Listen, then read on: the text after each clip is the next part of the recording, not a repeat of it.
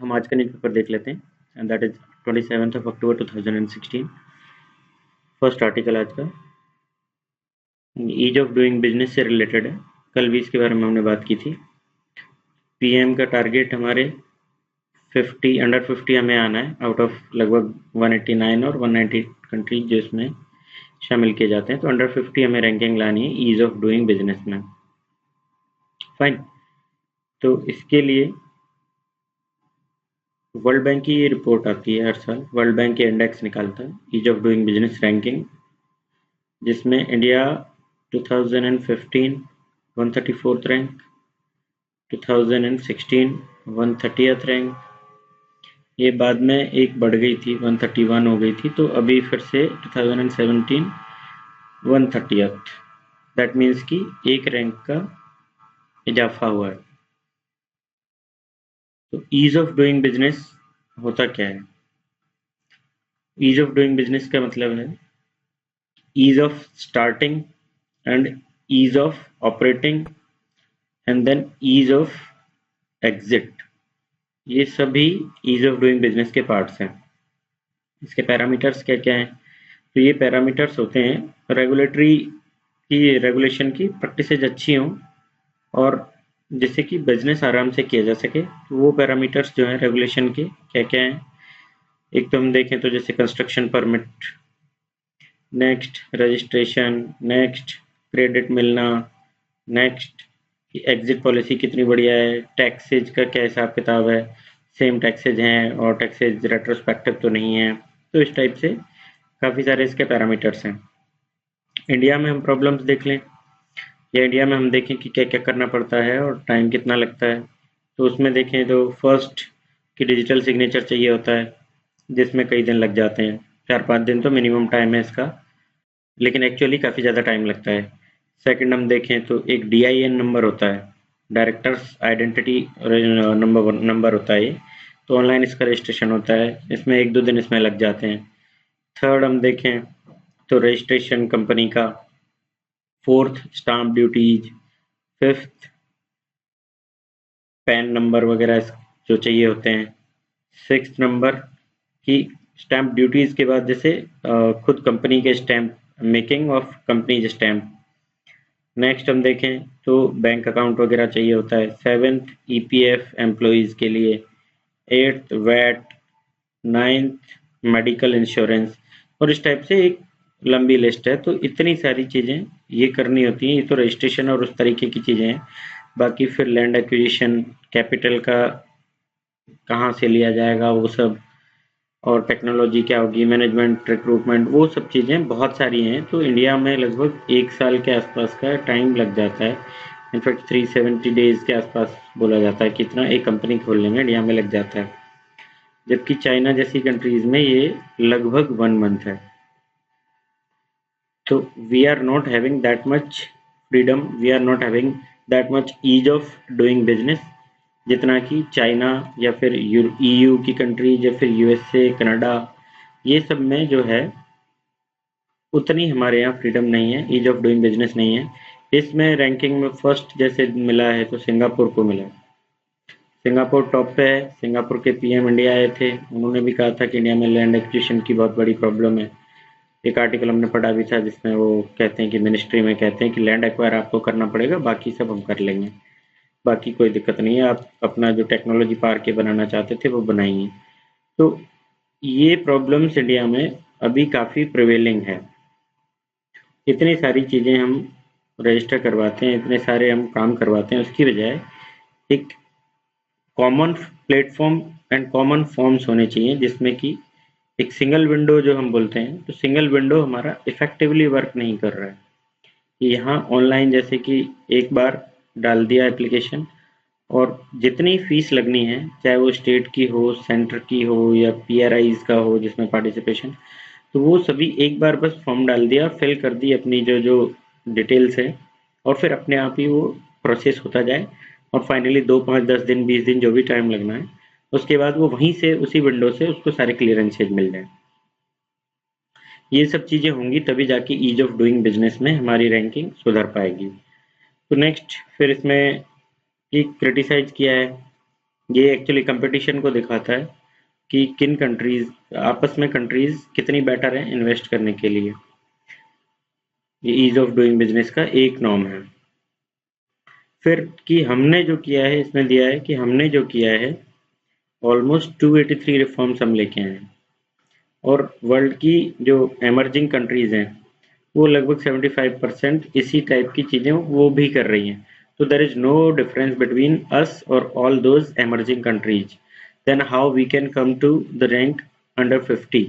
ये एक major question है। फिर इस पे गवर्नमेंट का कहना है कि ये सिर्फ दिल्ली और मुंबई जैसी सिटीज हैं बड़ी, उनमें ही वर्ल्ड बैंक उनका ही डाटा लेता है, जबकि स्टेट्स में भी काफ़ी ज़्यादा सुधार हो रहे हैं। स्टेट्स में भी चेंजेज किए गए हैं, जैसे लेबर लॉज को सुधारा गया है राजस्थान में। हाँ, एक और इम्पोर्टेंट चीज़, इस बार इंडेक्स में इसमें लेबर से रिलेटेड चीज़ें नहीं ली गई हैं कि क्या क्या रिफॉर्म्स, लेबर रेगुलेशंस, वो सब इस इंडेक्स में नहीं लिया गया है। बाकी सारी चीज़ें इसमें काउंट की गई हैं। तो जब बीजेपी आई थी तो उन्होंने वादा किया था 2014 के इलेक्शन में, इसी पे बेस्ड उनका कैंपेन था कि हम एफडीआई लेके आएंगे और इन्वेस्टमेंट बढ़ेगा तो बिजनेस बढ़ेगा, बिजनेस बढ़ेगा तो जॉब्स बढ़ेंगी। तो इस तरीके की उनके कैंपेन थी। तो फिर ये अब रैंकिंग सुधारने की कोशिश चल रही है, हमने काफ़ी रिफॉर्म्स लिए बट स्टिल उतना हम नहीं सुधार पाए। सो उसके लिए गवर्नमेंट ने क्रिटिसाइज किया कि दिल्ली और मुंबई जैसे उसमें डाटा लेते हैं और स्टेट्स में नहीं लेते हैं जहाँ रिफॉर्म्स हुए हैं, ये वर्ल्ड बैंक करता है।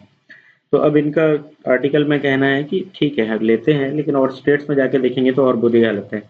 वहाँ तो रेड टेपिज्म और ज़्यादा है, वहाँ तो करप्शन और ज़्यादा है। तो स्टेट्स में जाएंगे तो हमारी हालत और ज़्यादा खराब हो जाएगी, इस तरीके से इस आर्टिकल में दिया है। नेक्स्ट चीज़ें देखें हम, तो अब इसमें एक और चीज़ दी गई है कि हमारी रैंकिंग इस बार काफ़ी ठीक रही है इलेक्ट्रिसिटी के कनेक्शंस प्रोवाइड करवाने के मामले में। कि इलेक्ट्रिसिटी के कनेक्शंस जहाँ पहले हमें 138 डेज लग जाते थे, वहीं अब 45 डेज में हो जाता है। तो ये डाटा एग्जैक्ट याद रखने की जरूरत नहीं है, बस ये लिख सकते हैं कि 1/3 टाइम में, लगभग 1/3 हो गया है वो टाइम जो इलेक्ट्रिसिटी कनेक्शन के लिए लगता था। और दूसरी चीज कि इसमें इंडिया ने और किन किन नॉर्म्स पे अच्छा काम किया है, तो वो है कि टैक्स पेमेंट को लेके टैक्स पेमेंट में रेट्रोस्पेक्टिव चीजें ना हो, उसके लिए गवर्नमेंट काम कर रही है। पुराने काफी सारे जो रिडंडेंट लॉज थे वो खत्म किए गए हैं। नेक्स्ट इसमें क्या काम किया हमने कि ट्रेड प्रोसीजर्स जो हैं वो रिड्यूस हुए हैं, या कहा जाए कि वो अच्छी कंडीशन में आ गई हैं चीज़ें, कि बहुत सारे फॉर्म्स पहले भरने पड़ते थे ट्रेड करने के लिए, कस्टम्स क्लियरेंस के लिए, तो वो सब चीज़ें अब कम हुई हैं थोड़ी। और दूसरा हमने जब डब्ल्यूटीए का एक एग्रीमेंट भी साइन किया है, ट्रेड फैसिलिटेशन जो है, टीएफए, तो वो भी एक पॉजिटिव पॉइंट है कि हमारी ट्रेड ट्रेड प्रोसीजर्स जो हैं उनमें सुधार हुआ है। थर्ड थिंग हमने क्या किया है कि कॉन्ट्रैक्ट एनफोर्समेंट जो है उसमें भी हमने अच्छा काम किया है, और हमारी इसमें 172nd रैंक आ गई है, पहले खराब थी उससे। तो इस तरीके से हम चीज़ों में सुधार कर रहे हैं। नेक्स्ट और इसमें दिया है कि ई बिज प्लेटफॉर्म हमने स्टार्ट किया है। ये ई बिज में लगभग 20 टाइप की सेंट्रल सर्विसेज ऑनलाइन कर दी गई हैं, जिनमें से 2 दिल्ली की हैं, 14 उड़ीसा, आंध्र प्रदेश, ये ज़्यादा डाटा कंपनी। तो ये ई बिज प्लेटफॉर्म पे 20 टाइप की सर्विसेज एक प्लेटफॉर्म पे ले आना, ऑनलाइन कर देना, ये भी एक बड़ा अचीवमेंट है। नेक्स्ट कि अब ये बुराई करना चालू करेंगे। अभी तक इन्होंने पॉजिटिव पॉजिटिव चीज़ें देखी, अब ये बुराई करना चालू करते हैं कि ठीक है सुधार हुआ है रैंक में, लेकिन फिर भी ग्राउंड लेवल पे कितना चेंजेज आए वो एक इम्पोर्टेंट चीज़ है। तो जैसे इन्होंने एक एग्जांपल दिया कि महाराष्ट्र में $5 बिलियन का अनाउंसमेंट किया गया था कि इतना इन्वेस्ट होगा यहाँ पे, लेकिन वो अभी ग्राउंड लेवल पे पहुंच ही नहीं पाया, वो सिर्फ पेपर पे रह गया। तो finally the thing is this कि जब वो पेपर पे रह गया है तो how our rank will improve, और if rank is also improving then how it is useful for us. Rank कितनी भी आप इम्प्रूव कर लीजिए, ग्राउंड लेवल पे काम नहीं होता है तो उसका फायदा क्या है, इस तरीके से इनका कहना है। तो फिर आगे ये कहते हैं कि इन्वेस्टमेंट और जॉब्स जो है वो रैंकिंग ड्रिवन नहीं होती हैं। उनका मतलब रैंक आपकी अच्छी हो तो जॉब्स मिल जाएंगी और इन्वेस्टमेंट बढ़ जाएगा, ऐसा जरूरी नहीं है। ये जरूरी है कि वो ग्राउंड लेवल पे जो भी इन्वेस्टमेंट आ रहा है वो प्रॉपर तरीके से काम करे, तभी जाके वो एफडीआई, जैसे मैन्युफैक्चरिंग यूनिट बनने के लिए एफडीआई की बात की गई है, वो पेपर पे ना रह के ग्राउंड लेवल पे आएगी, तभी जाके उससे रोजगार क्रिएट होंगे। फिर नेक्स्ट कि एक और इन्होंने स्टेटमेंट दिया है, पीएम का स्टेटमेंट है कि government had no business being in business. That means कि गवर्नमेंट बिजनेस में अपना पार्टिसिपेशन नहीं चाहती है। व्हाट डज इट मीन कि पीएसयूज वगैरह जिनके थ्रू गवर्नमेंट जैसे मैन्युफैक्चरिंग करती है, डिफेंस पीएसयूज हैं या बीएचईएल जैसी इलेक्ट्रिकल के इक्विपमेंट्स बनाने वाली, या कोई भी किसी भी तरह के आप पीएसयूज मान लीजिए, बैंकिंग सेक्टर भी पीएसयूज हैं। तो इस तरीके से गवर्नमेंट किसी भी चीज में अपना बिजनेस बिजनेस में नहीं देखती है। Means we are making the market free, we are making the economy, we are turning the economy towards capitalism. तो हम इन सब चीज़ों से कोई वास्ता नहीं रखते, हम चेंजेस करना चाहते हैं, हम खुद चाहते हैं कि रैंकिंग में सुधार हो और बिजनेस प्राइवेट सेक्टर करे। तो इस तरीके से इस स्टेटमेंट का मतलब निकलता है। फिर चीज़ें जो प्रॉब्लम्स हो रहे हैं, फिर कि ये जो अभी जैसे बोला कि इन्वेस्टमेंट और जॉब्स तब क्रिएट होंगी जब ग्राउंड लेवल पे जाएगा। इसके अलावा कि और क्या सुधार करने की ज़रूरत है, तब ये सुधार होगा और रियली ये चीज़ें सुधर के ग्राउंड पे काम होगा। तो उसमें है कि रेट्रोस्पेक्टिव टैक्सेज खत्म किए जाएं, पिछले टाइम से टैक्सेज लगा दिए जाते हैं वो, लैंड एक्विजिशन को ईजी बनाया जाए।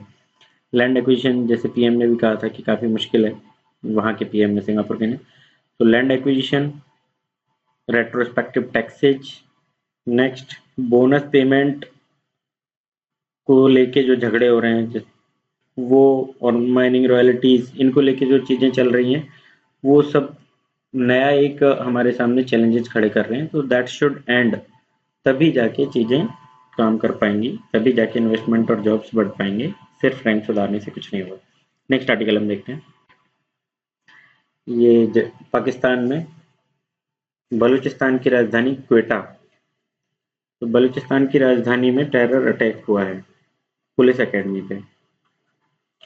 क्वेटा में दूसरा अटैक है, इससे पहले अगस्त में भी अटैक हुआ है जिसमें 73 लोग मारे गए थे और उसकी जिम्मेदारी ली थी जमात उर अहरार ने। ये एक टेररिस्ट ऑर्गेनाइजेशन है जिसका कि ये कहा जाता है कि मिक्स है ये तालिबान और आईएसआईएस दोनों का। तो एक रेस्पॉन्सिबिलिटी इसने लिए, इट इज अ प्रॉब्लम कि तालिबान ऑलरेडी जो था उसके साथ साथ आईएसआईएस मिलके काम कर रहा है। नेक्स्ट चीज इसमें हम देखें इसकी कहानी थोड़ी देखें। 3 लोग टेररिस्ट घुसे और उन्होंने यहाँ पे जाके फायरिंग चालू कर दी और देन उनमें से 2 ने सुसाइड बॉम्बर्स थे तो उन्होंने बॉम्ब ब्लास्ट कर दिया, फिर उससे काफी लोग मारे गए इसमें। 2014 में जो चीजें हुई थी, पेशावर में एक स्कूल में 148 लोग मारे गए थे जिनमें मैक्सिमम बच्चे थे। तो उसमें टीटीपी का हाथ ये बताते हैं, टीटीपी ने इसकी जिम्मेदारी ली थी। टीटीपी क्या है? तहरीके तालिबान पाकिस्तान। ये पाकिस्तान का तालिबान है, तहरीके तालिबान पाकिस्तान। तो इसने इसकी जिम्मेदारी ली थी 2014 वाले केस की। नाउ नेक्स्ट कि ये केसेस जैसे हुए उसके बाद आर्मी ऑपरेशंस खूब ज़्यादा स्टार्ट हो गए यहाँ पे।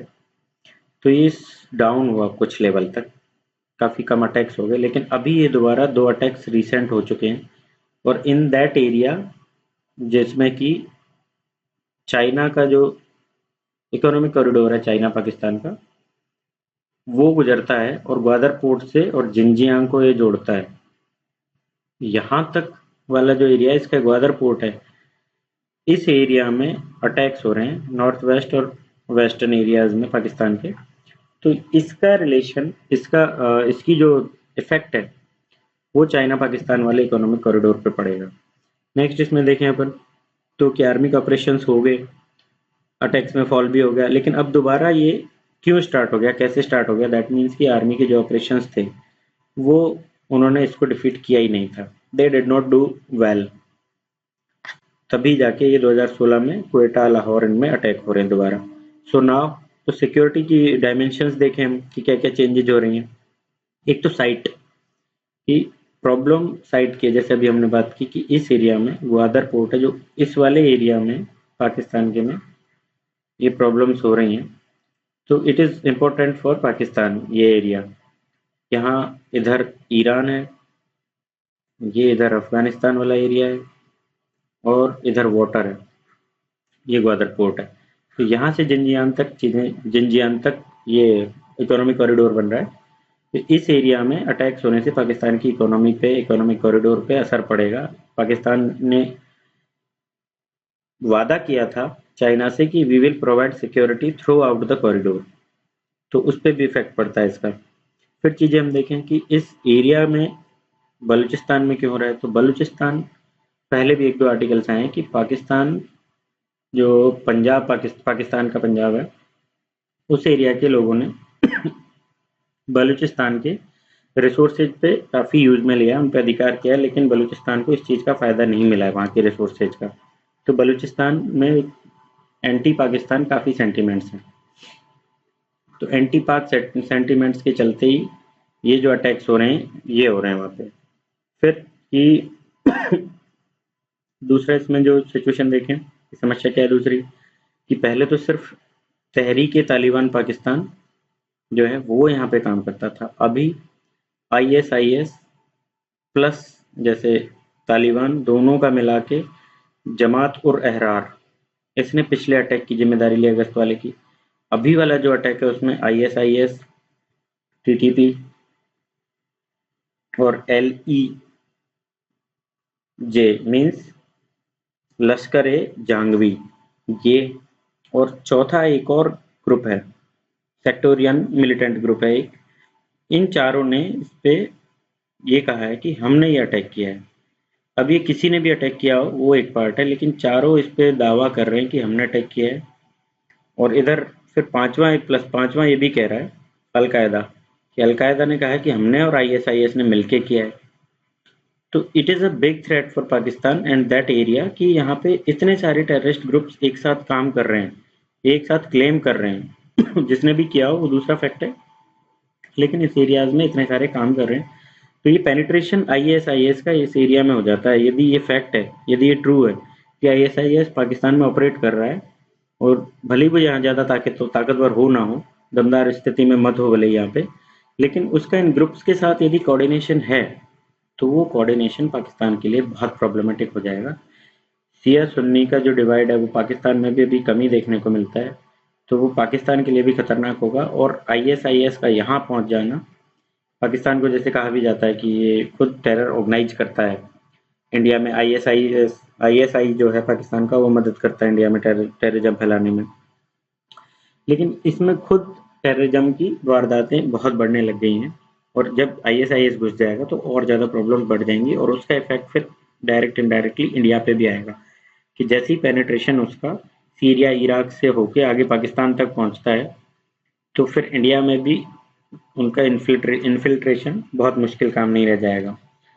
तो अब इतनी सारी प्रॉब्लम्स हमने देखी, तो इन सभी से पाकिस्तान को एक साथ लड़ना है, कि इनको कई चेहरे वाला रावण बोला है इसमें।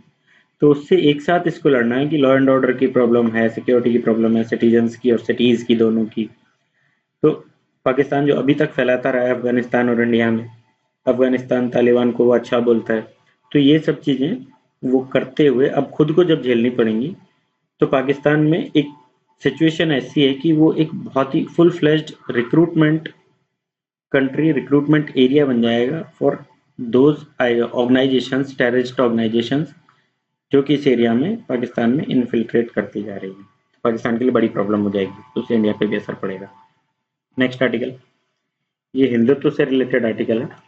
एक दिन पहले हमने डिस्कस किया है इसके बारे में थोड़ा बहुत, आज फिर और देख लेते हैं, इसका बैकग्राउंड देखते हैं। तो 3 जजेज की एक बेंच थी 1995 में, जस्टिस जे.एस. वर्मा हेड की थी बेंच को, और उस टाइम पे कई केसेज आए थे साइमल्टेनियसली, जिनको कलेक्टिवली हिंदुत्व केसेज कहा जाता है। तो इन केसेज में जो डिसीजन आया था जस्टिस जे.एस. वर्मा का, वो डिसीजन ये था कि Hindutva idea of actually living है, हिंदुत्व कोई रिलीजन नहीं है, ये बस वे ऑफ लाइफ है, वे ऑफ लिविंग है। तो इस तरीके से इनका डिसीजन आया था।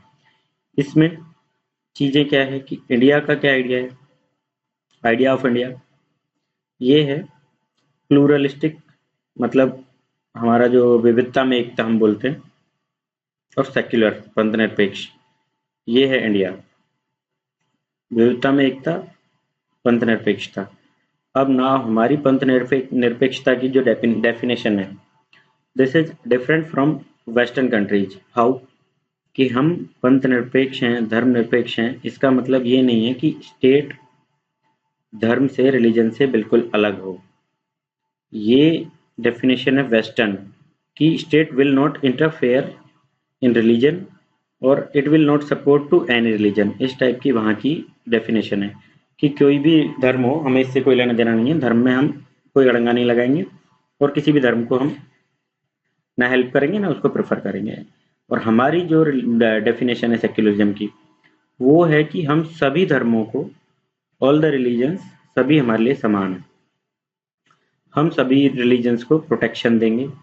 हम सभी रिलीजन्स को हमने फंडामेंटल राइट्स दिए हैं कि आप कोई भी रिलीजन फॉलो कर सकते हैं, कोई टैक्सेस नहीं लिए जाएंगे, आप मैनेजमेंट कर सकते हैं, अपने धार्मिक संस्थान है उनका आप प्रचार प्रसार कर सकते हैं अपने धर्म का। इस तरीके से हमने 25 से 28 तक, 25, 26, 27, 28 तक के कुछ आर्टिकल्स हैं, वहां तक हमने फंडामेंटल राइट्स प्रोवाइड करवाए हैं धर्म के लिए। तो इस तरीके से जो हमने ये प्रोवाइड करवाया, और ये हमारा सेक्युलरिज्म है।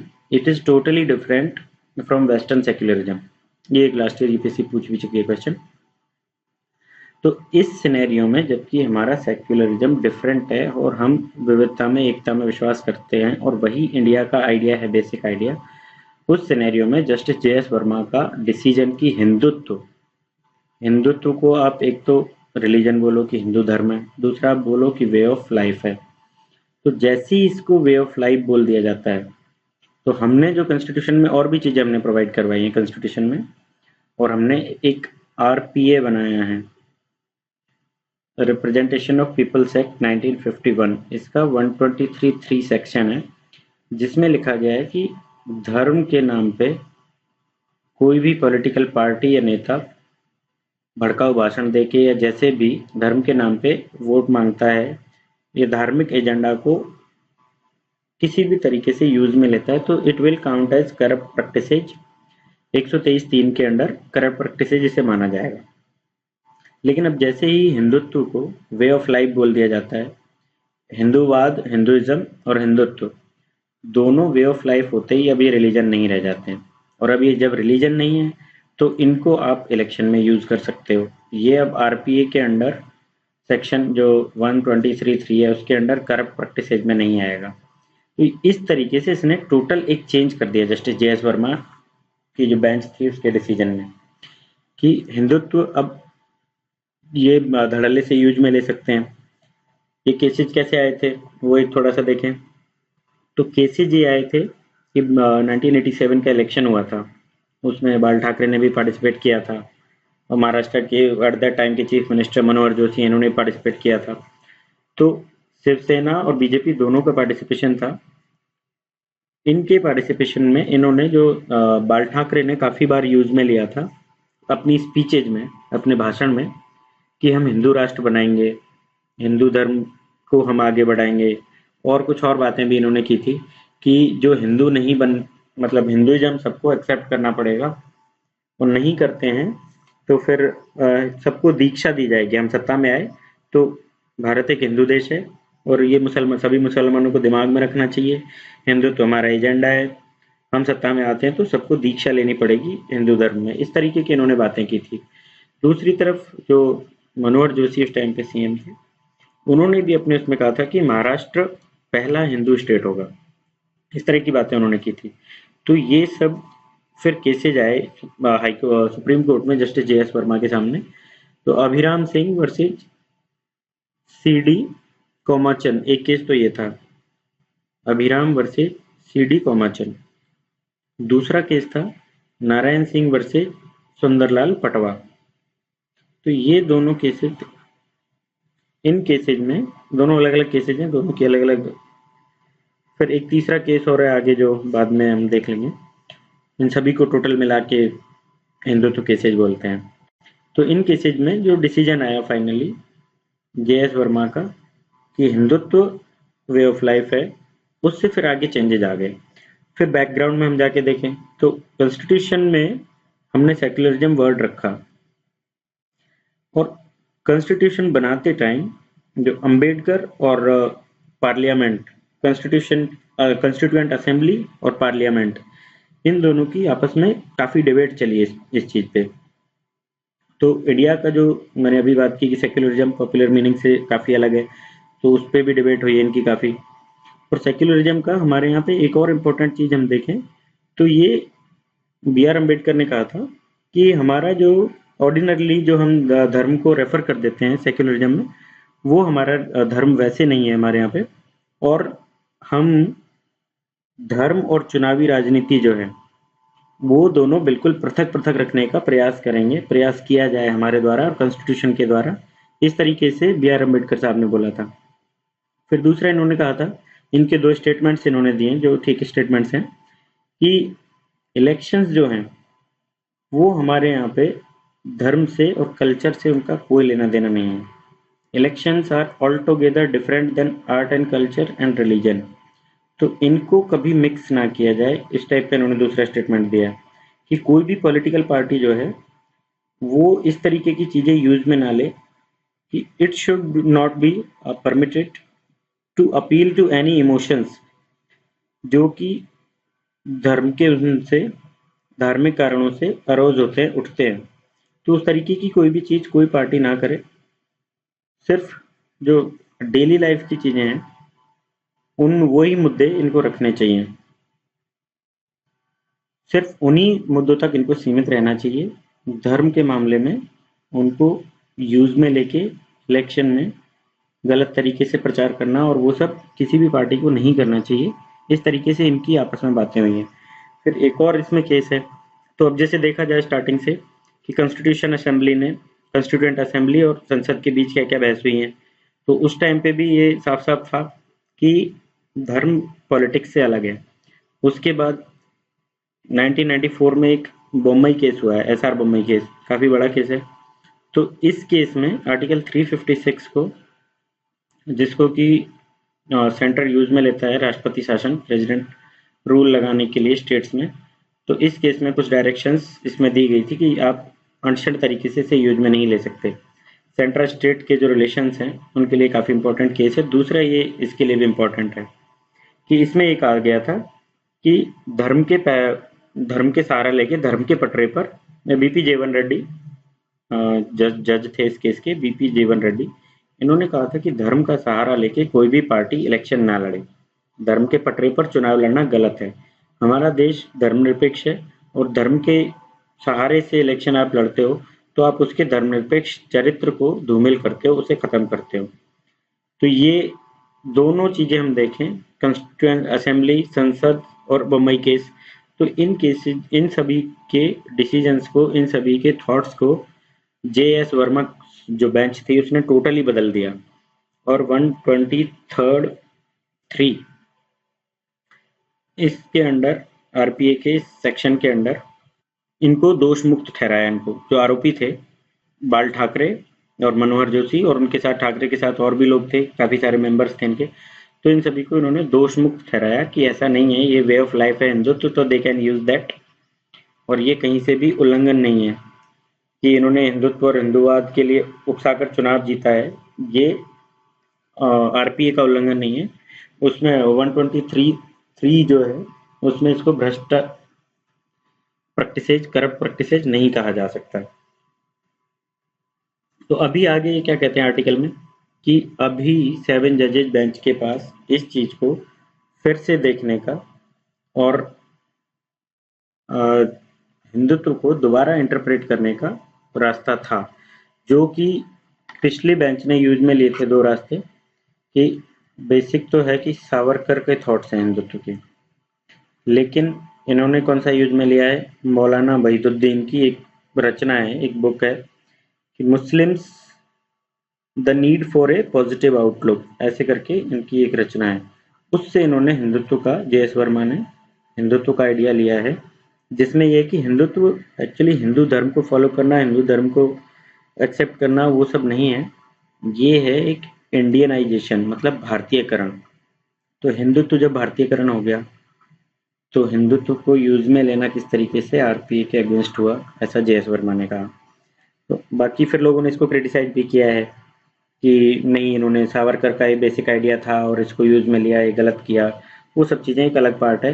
लेकिन अभी इसके पास जो हमारी 7 जजेज की बेंच थी जस्टिस ठाकुर के अंडर, उनके पास दोबारा ये मौका था कि इसको री इंटरप्रेट करें, इसके फैक्ट फाइंडिंग दोबारा की जाए, इसके फैक्ट्स में जाया जाए, आइडियोलॉजीज को दोबारा देखा जाए और जो प्रॉब्लम्स पोलराइजेशन की हुई हैं वो प्रॉब्लम्स को टैकल किया जा सके, उसके लिए इसको दोबारा देखने का इनके पास मौका था, लेकिन उन्होंने छोड़ दिया। अब ये जो हुआ था, इससे संघ परिवार अपनी आइडियोलॉजी इसी पे बेस्ड रखता है और रिलीजियस फंडामेंटलिज्म जो है, तो वो इससे इक्वेट कर दिया गया है। हिंदुत्व और ये जो है सब उसी में एक शामिल हो गए। तो इनकी जो आइडियोलॉजी है वो वाइडली एक्सेप्ट कर ली गई, सभी ने इसको काफ़ी हिंदू नेशनल ग्रुप्स जो हैं उन्होंने अप्रूवल प्रोवाइड किया अपना कि हाँ नहीं वही चीज़ें, वो सब चीज़ों पे दोबारा इस पे निर्णय किया जा सकता था, फैक्ट फाइंडिंग की जा सकती थी, लेकिन इन्होंने नहीं की। जो उन्होंने काफ़ी फैक्ट्स को इग्नोर किया था वो ये दोबारा ढूंढ सकते थे। तो नाउ ऐसी कोई जो मौका मिला था वो उन्होंने छोड़ दिया। तो अब जो प्रॉब्लम्स है फ्रीडम ऑफ स्पीच को लेके, कुछ प्रॉब्लम्स होती हैं। तो हमारे यहाँ पे जैसे मोरालिटी और डिसेंसी से वो कंट्रोल्ड है, ऐसे ही हमारे यहाँ पे बाकी सब चीज़ें भी कंट्रोल्ड हैं, इसको भी कंट्रोल्ड होना चाहिए 123(3) के अंडर। तो ऐसी बातें फिर उन्होंने आगे की हैं। तो नेक्स्ट आर्टिकल फिर हम देख लेते हैं।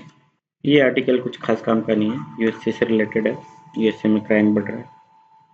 नेक्स्ट, ये आर्टिकल हम एक बार ऑलरेडी देख चुके हैं। जयराम रमेश का आर्टिकल आया था एक, कि कोवार्ड सर्जिकल स्ट्राइक ऐसे करके, उसमें उन्होंने कुछ डाटा दिए थे। इसमें इन्होंने कहा है कि नहीं, जयराम रमेश ने जो डाटा दिए थे वो गलत थे। तो उससे रिलेटेड ये आर्टिकल है कि जयराम रमेश ने बताया था कि जिस कंपनी को गुजरात स्टेट पीएसयू जो है, पेट्रोलियम कॉरपोरेशन, उसको इन्होंने खरीदा है ओएनजीसी ने, लेकिन उस खरीदने का मतलब ये नहीं है कि उन्होंने नुकसान पहुंचाया है।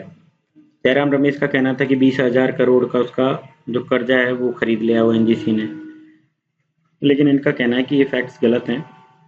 दूसरा, जयराम रमेश ने कहा था कि 20,000 टीसीएफ वहां से गैस निकलनी थी, लेकिन वो जो 20,000 टीसीएफ है वो पूरे टोटल केजी बेसिन एरिया की है, गुजरात स्टेट पेट्रोलियम कॉरपोरेशन के अंडर पूरी नहीं है।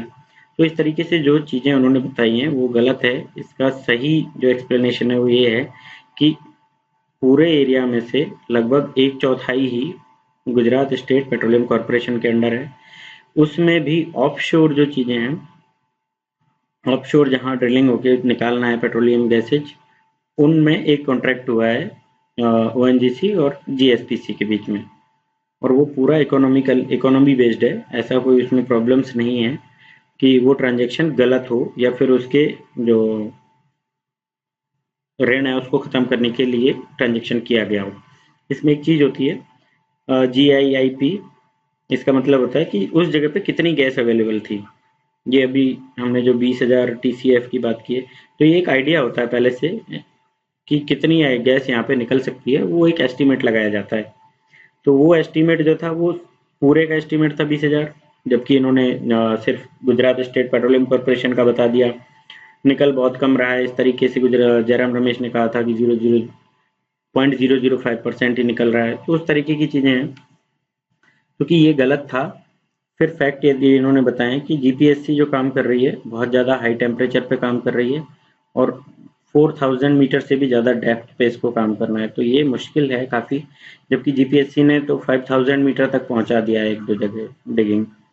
तो ओएनजीसी और इनके मिल जाने से जीएसपीसी के टेक्नोलॉजी में एनहेंसमेंट हो जाएगा, मैनेजमेंट स्किल्स और जो इन्वेस्टमेंट की और आगे ज़रूरत पड़ेगी वो सब चीज़ें बढ़ जाएंगी।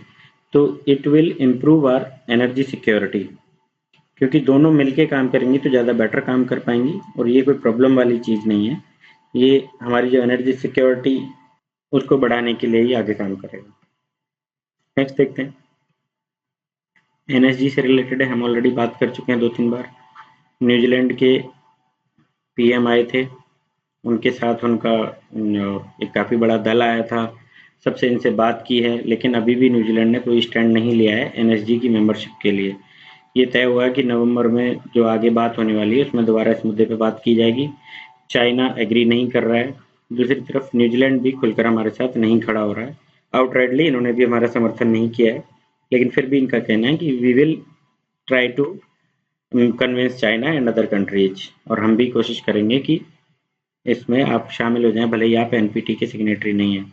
दूसरी तरफ की कुछ और चीज़ों में जैसे टेक्नोलॉजी है, बाकी चीज़ों में कुछ और कॉपरेशन की बात हुई है। नेक्स्ट कि आउटराइटली इसने हमारा सपोर्ट किया है यूएनएससी में, जो मेंबरशिप है परमानेंट काउंसिल, जो सिक्योरिटी काउंसिल की मेंबरशिप के लिए इसने आउटराइटली हमारा पहले से सपोर्ट करता है, अब भी किया है। तो फिर नेक्स्ट आर्टिकल देखते हैं। ये आर्टिकल साइरस मिस्त्री को जॉब से निकाल दिए जाने से रिलेटेड है। टाटा इंडिया की one of the biggest companies में से उसका सीईओ, उसे जॉब से निकाल दिया जाए तो उसकी मतलब कि उसके पास भी जॉब सिक्योरिटी नहीं है। दूसरी तरफ गवर्नमेंट सर्वेंट्स आर्टिकल 311 से जॉब सिक्योरिटी इनको प्रोवाइड करवाई जाती है। तो आर्टिकल 311, इस आर्टिकल को इसीलिए हमने उठाया है कि आर्टिकल 311 की जो डिबेट है कि इसको हटा दिया जाना चाहिए, इट शुड बी रिपील्ड और नॉट, ये डिबेट है। तो इस डिबेट से क्वेश्चन पबेट में बहुत ही कॉमन डिबेट है, और पबेट हमारे सेकंड पेपर में जोड़ा गया 2013 के बाद से। तो इस पे क्वेश्चन बन सकता है कि आर्टिकल 311 को हटाया जाए या नहीं हटाया जाए। तो मैं आज के लिए एक क्वेश्चन तो आपको ये दे रहा हूँ कि आर्टिकल 311 को रिपील कर देना चाहिए या नहीं करना चाहिए। एक क्वेश्चन आप ये आंसर लिखिएगा, एक क्वेश्चन हम आगे अभी और देखेंगे, फिर मैं इसके कुछ पॉइंट्स आपको बता दूंगा कल, आप इसको कमेंट में आंसर कीजिए। नेक्स्ट हम देखते हैं। तो ये रिलेटेड है वर्ल्ड इकोनॉमिक फोरम की एक रिपोर्ट है उससे कि वर्ल्ड वाइड एक गैप जो है gender, economic gap between genders male and female, तो ये और बढ़ गया है। अभी लास्ट ईयर जो डाटा था उसके हिसाब से इन्होंने कहा था कि it will take almost 118 years to fill this gap, लेकिन अभी इनका कहना है कि नहीं, ये और बढ़ गया है और 170 साल लगेंगे इस गैप को फिल करने में।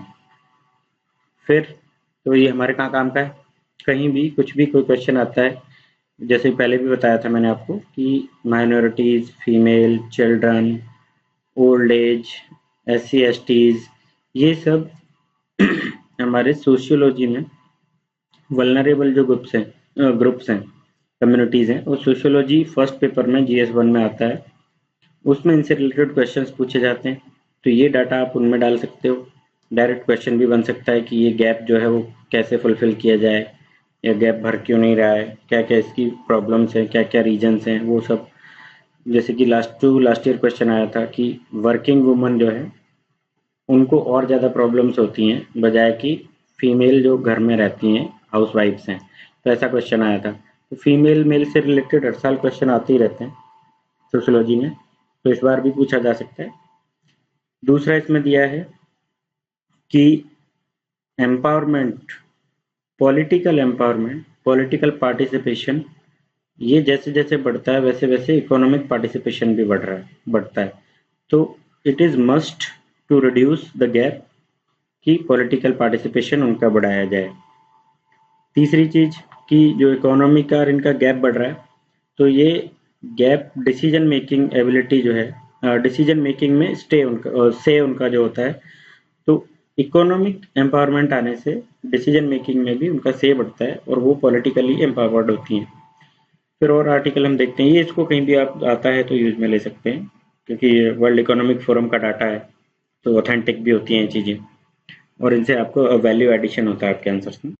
नेक्स्ट हम देखते हैं आर्टिकल, तो ये इससे रिलेटेड है जीएसटी। जीएसटी रेगुलर चल रहा है। जीएसटी में उन्होंने कहा कि एसी पे और चप्पल पे सेम जीएसटी रेट्स नहीं हो सकती। बात बिल्कुल ठीक है कि आप फरारी पे भी सेम रेट रखें जो कि, और दूसरी तरफ आप ये लग्जरियस गुड्स हैं, एसी जैसे लग्जरियस हुआ करता था लेकिन अभी उसे निकाल दिया गया। फरारी वगैरह जो हैं वो अल्ट्रा लग्जरियस में आती हैं, और बाकी कुछ लग्जरियस गुड्स, ये अल्ट्रा लग्जरियस गुड्स, इधर सिन गुड्स, इन सभी पे, और नॉर्मल डेली यूज की गुड्स, इन सभी पे इक्वल जीएसटी रेट नहीं रखा जा सकता। फैक्ट है। क्यों?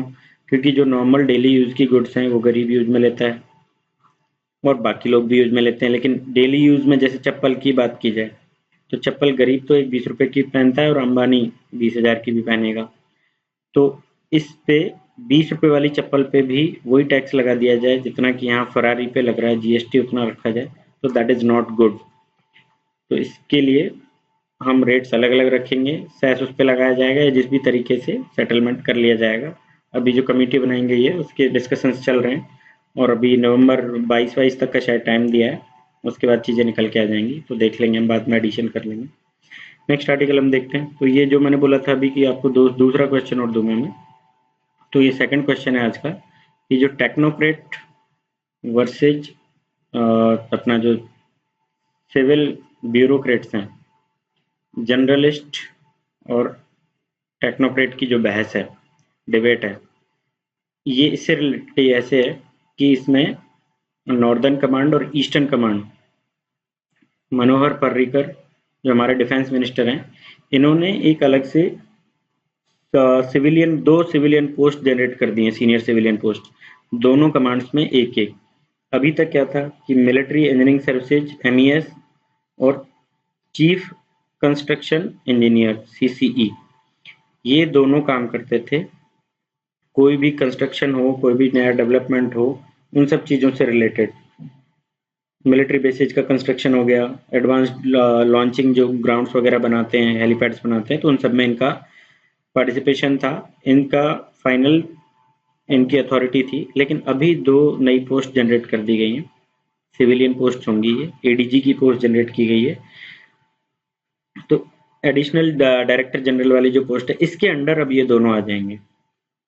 तो यहाँ सिविलियन को ऊपर बिठा दिया आपने मिलिट्री वालों से, और उसमें आपने बात तक नहीं की है, they not at all consulted with those persons. ना आपने तीनों सर्विसेज के चीफ से बात की है, ना आपने बाकी जो MES है या CCE है इनसे बात की है, और आपने डायरेक्ट बना दिए। तो आप सिविलियंस को आपने बिठाया है। हालांकि अब ये दोनों टेक्निकल एक्सपर्ट्स किस तरीके से होते हैं, एक तो मिलिट्री टेक्निकल एक्सपर्ट्स हो मिलिट्री के फील्ड का, दूसरा एक सिविलियन हो जिसने मिलिट्री फील्ड की जिसमें एक्सपर्टीज ना हो। तो ये टेक्नोक्रेट वर्सेज जर्नलिस्ट वाली जो डिबेट है वो इसमें आ जाती है। तो ये क्वेश्चन भी आप आंसर कीजिए। इसका मैं थोड़ा आपको बैकग्राउंड बता देता हूँ कि पॉल एप्पल भी को इंग्लैंड से बुलाया गया था कि इंडिया में टेक्नोक्रेट को ऊपर बिठाया जाए या फिर जर्नलिस्ट को ऊपर बिठाया जाए। तो हमने इंग्लैंड वाला रास्ता यूज में लिया है, वहाँ पे जर्नलिस्ट ही टॉप पे होता है। हमारे यहाँ पे जैसे सिविल सर्वेंट्स में टॉप पे होता है कलेक्टर, जो कि जर्नलिस्ट होता है, उसके नीचे IPS एक टेक्निकल फील्ड हो गया, टेक्नोक्रेट हो गया, लेकिन ये स्पेशलिस्ट हो गया, सॉरी, ये स्पेशलिस्ट हो गया, वो जर्नलिस्ट है। हमने जर्नलिस्ट को स्पेशलिस्ट के ऊपर रखा है, और टेक्नोक्रेट्स को ब्यूरोक्रेसी के मामले में ऊपर हमने नहीं रखा है। जैसे कि हम देखें, और तो PSUs के जो हेड बनाए जाते हैं वो IAS को बनाया जाता है। मिनिस्ट्रीज भले ही कोई सी भी हो, उसमें जो चीफ सेक्रेटरी होते हैं वो IAS होते हैं। तो ये दो चीजें, दो अलग अलग चीजें हो गई। एक हो गया कि ब्यूरोक्रेट उसमें जर्नलिस्ट, उस और ब्यूरोक्रेट्स में दूसरा कि ये स्पेशलिस्ट जर्नलिस्ट। अब इसमें सिविलियन या फिर हम बोले जनरलिस्ट और एक टेक्नोक्रेट, तो ये दो टाइप की चीजें। पॉल एप्पलबी की रिपोर्ट के बाद हमने इंग्लैंड के सिस्टम को यूज में लिया है, और अमेरिका में सिस्टम दूसरा है। अमेरिका में जो टेक्नोक्रेट्स हैं, टेक्निकल एक्सपर्ट्स हैं, वो ही फील्ड के हेड होते हैं, वहाँ पे सेक्रेटरी IAS नहीं होता है। तो ये दो क्वेश्चन हैं, इनके आप आंसर कीजिए कमेंट्स में। बाकी और आज इतने ही आर्टिकल्स हैं। Thank you for listening, thank you very much.